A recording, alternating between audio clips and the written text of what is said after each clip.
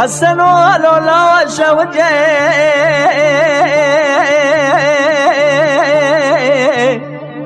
قولي بشوده جدلي من ترى شريني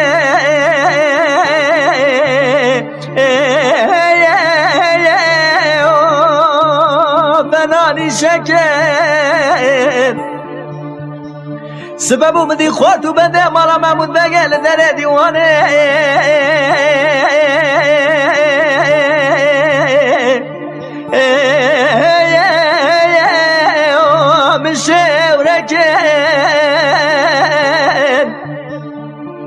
مدی بکری آقا بسیدن گازی دی کرده گو حسن اولالا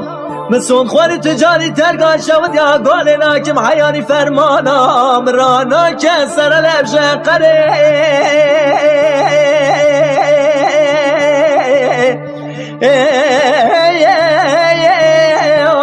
آج دیار بکر آق دلیلم یاده سفیلم یابا و اسفیراره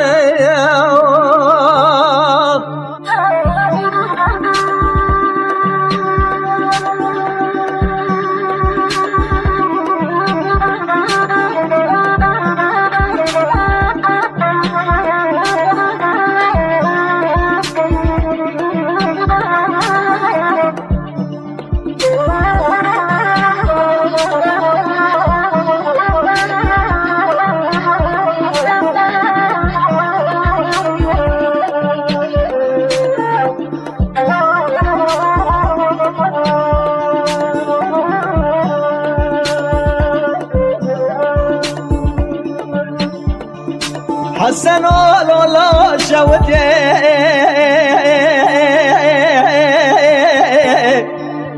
قولي بشوده جدلي من ترى تشريني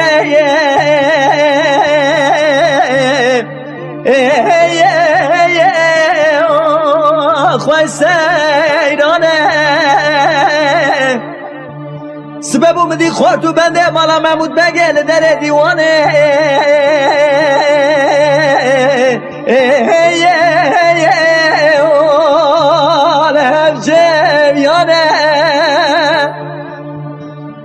مدی بکری آقا بسیدن گازی دی کرده گو حسن اولالا مسون خواری تجاری ترگاه شود یا گواره ناکم حیانی میرانه کشم جندکان اینم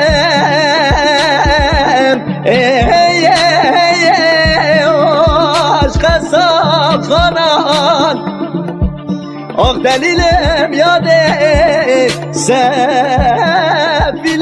یابا و اسپیراره